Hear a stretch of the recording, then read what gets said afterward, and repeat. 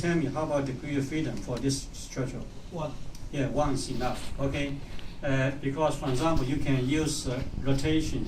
If you assume the rotation at point B is an independent variable, and then okay, for this member AC, we know the rotation angle, and also for point D, the rotation angle is same as rotation angle at point B, because BC is equal to CD, and the diffraction at point C is equal to the rotation angle times the distance between B and C, or times the sine. Okay, rotation angle is almost same. Okay, so 1 independent variable is enough to describe all rotation angles and diffraction. So this is a single degree freedom system, although this is a 2-bar system. Okay, also this is a 2-bar system, but it's still single degree freedom system. So you don't need to check. You don't need to check the equation given here. You don't need to obtain the second derivative 2 times, because only 1 variable. In my solution, I take the rotation as an independent variable. Of course, you can take the diffraction as an independent variable. Okay, so here this is strain energy. Okay, the strain energy is equal to Ks times the diffraction at the point C square over 2. So diffraction at the point C is equal to arrow times sine angle. Okay, and we have 3 segments. Okay, segment AB, segment BC, and segment CD. All 3 segments have the same rotation angle. So the only difference here, the distance A to B is just half of the total span. Okay, so we have 3 terms. It's very simple. Okay, we have 3 terms, and then we can obtain the potential. Okay, so we can obtain the total potential energy, and then take a first derivative. Okay, and then linearize the equation. Okay, linearize the equation, and this is a linearized equation. And from this equation, we can obtain the critical load. Okay, and then take a second derivative, we can obtain the stability or instability conclusion. Okay, so even for this 2-bar system, okay, because the degree of freedom is still just 1, so please just apply, okay, the single degree freedom measure to get the solution. Please never introduce 2 variables. Okay, and this is a second example. Again, this is a single degree freedom system. Okay, this is a single degree freedom system. So we have a rotational spring. If we assume the rotation for member AC is equal to alpha, again, point B rotation is also equal to alpha, and the total rotation of point C is equal to 2 alpha. So we can obtain the strain energy. Okay, I want to mention, because here we have a rotational spring, so it is better to introduce the independent variable as a rotation, because it makes easy to obtain the strain energy, right? Strain energy. So the total rotation here is equal to 2 alpha, and this is a potential energy. We still use a standard formula. Okay, and then we can obtain the total potential energy, take a first derivative to obtain the critical load, and take a second derivative, we can obtain the conclusion about the stability behavior. So the solution is simple. You just need to follow the standard solution procedures. That's all. Okay, that's all. Okay, so this is a relatively complicated question. Okay, I want to show you something like this. Okay.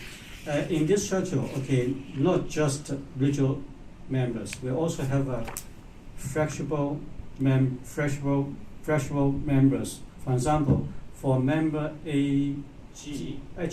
for member HG, EI is not equal to infinite. Okay, so this is a flexible member, is not a rigid member. And again, the member FE is not a rigid member, but why you can apply the rigid, okay, the methodology for rigid structure to solve the stability problem for this structure. This structure involves not just rigid members, also elastic members. But please understand, in this case, the two flexible members are not subject to any axial force. Okay, so the two flexible members do not have stability problem. Okay, only the four segment, radial segment from G to A, from A to G, only the three radial members, they are subject to radial compression force, so they have stability problem. So the flexible members, okay, in this case, actually the influence of the flexible members actually are just equivalent stiffness. Okay, because only the three radial members are subject to compression force, so only these three radial members have the stability problem. And then, okay, the contribution from two flexible members actually are just equivalent springs. So here we introduce, we obtain the equivalent system. We represent, okay, this cantilever column and this simply support column by two equivalent springs. Usually I provide the formula. Okay, how about the response of the cantilever or beam when the beam is subject to a force at the attached location? So it's very easy to obtain the equivalent spring stiffness. The equivalent spring stiffness is equal to P over D. D is the diffraction. Okay, so the formula is provided here. I always provide the formula, so you can obtain the equivalent S1, equivalent S2. S1 is the equivalent stiffness, S2 is the equivalent stiffness. Okay, so here this is firstly we obtain the S1, S2. Okay, so they are equivalent stiffness. Okay, and then okay we can in this case the degree of freedom is equal to 2. It's not equal to 1. Okay, it's equal to 2 because we have two horizontal diffraction at point B and point C. Okay, so here we take a Y1 and Y2. They are horizontal diffraction at the point B and the point C as independent variables. Okay, so we are obtain the shear energy. It's a function Y1 and Y2. Okay, Y1 and Y2. And also we can obtain the diffraction. We still use the standard formula. Okay, but now the rotation for the three radial members, okay, the rotation for the three members is different. Okay, so we assume the first member, the member at the bottom is equal to alpha, beta, and gamma. Okay, so we have a 3 rotation angle. Okay, and here we use the Taylor formula because now the independent variable is a Y1 and Y2. So we have to represent all three rotation angles in terms of Y1 and Y2. If you want to transfer the rotation angle to deflection, you have to use the Taylor formula. So 1 minus cosine alpha is alpha squared over 2. 1 minus cosine beta is beta squared over 2. 1 minus cosine gamma is gamma squared over 2. Okay, and for member 1, for the first member, for this member, the rotation angle is equal to Y1 over distance from A to B. Okay, and for the member 3, the rotation angle is equal to Y2 over distance from C to D. And how about the rotation angle for member CB, for member BC? It is equal to Y1 minus Y2 over distance between B and C. But you can also define it as Y2 minus Y1 over A low. So you can define it as Y1 minus Y2 over A low or Y2 minus Y1 over A low. It doesn't matter because you can understand here, it is involves the square of the rotation angle. So you don't need to mind, okay, which one minus which one. Okay, you just need to take a difference, Y1 and Y2. That's all. Okay, so you can Y2 minus Y1 or Y1 minus Y2. They are the same. Okay, they are the same. So we have obtained the total axial diffraction, and then this is the potential due to the external force. Okay, it's a force times total deflection, and then add a minus sign, a positive negative sign. Okay, so this is the total potential energy, and because the potential energy involves two unknowns, so you have to take a first derivative two times. One is about y1, the second one is about y2. Okay, and then please not try to get a solution about y1, y2. Okay, you just need to combine all terms related to y1 and all terms related to y2. So we can obtain two equations, and then you can write the two equations in matrix form. Okay, about y1 and y2, and then set the determinant of this coefficient matrix equal to 0, and then you can obtain the solution about A. Okay, and this is the first approach based on I always ask you to obtain the determinant of the coefficient matrix because it is easy for me to show the lecture notes.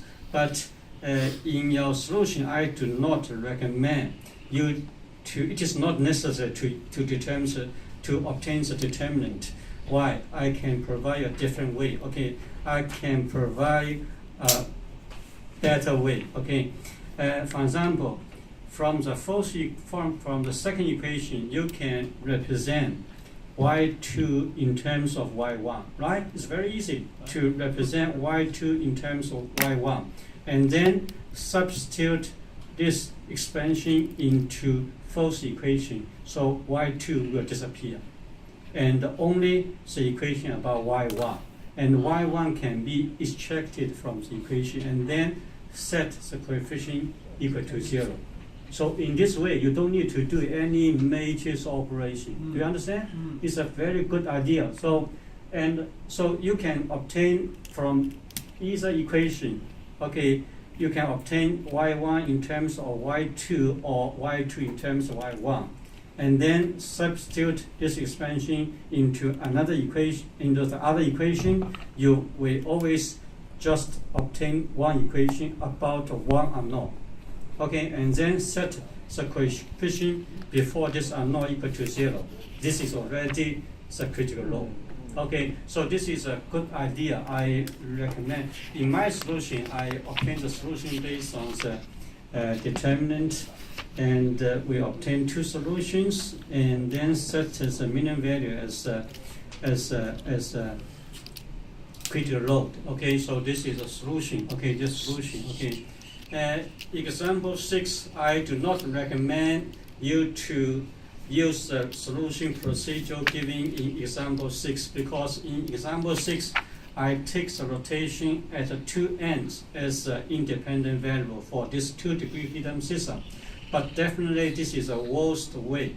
This is a worst way. I just want to show you, okay, when we take the rotation angle at the two ends as an independent variable, how to obtain, for example, how to obtain the rotation at the point B and how to obtain the rotation at the point C, because it's not easy to obtain the rotation at the point B and the point C in terms of the rotation at the two ends. So here I provide the general formula, but I do not recommend you memorize the formula given here because in your solution you have choice.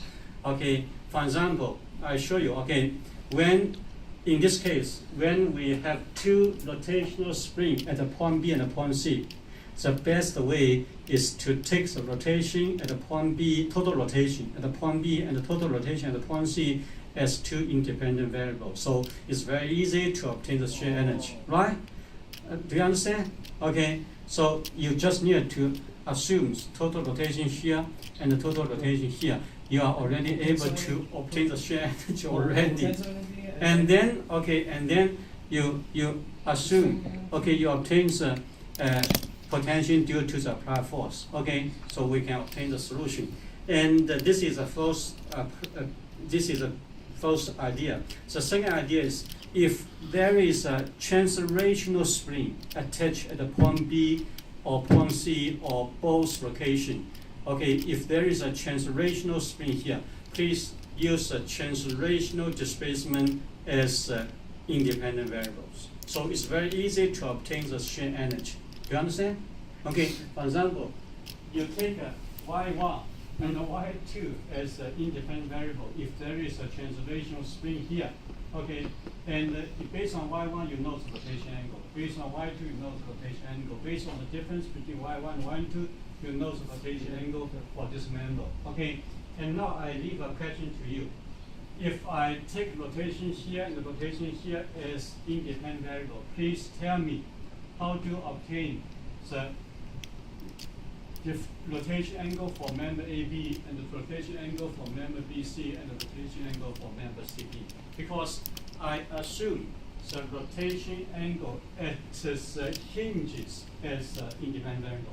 They are different from the rotation members, right? When you calculate the potential due to the external force, you have to calculate the rotation of the members.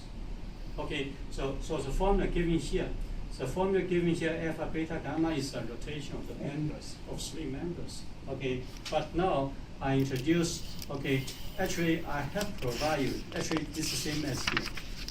Here we use the rotation angle as an independent variable.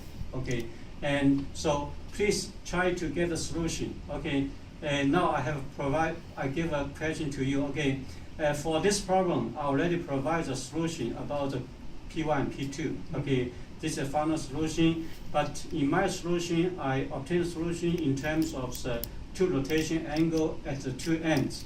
And now, please change, okay, the rotation, the total rotation for point B and the total rotation for point C as an independent variable. And then, okay, to get the solution. And the solution based on the two rotation angle as independent variable will be much easier, okay, than the solution given in this example. Okay, so please try this one. Okay, take a rotation. So please understand the difference.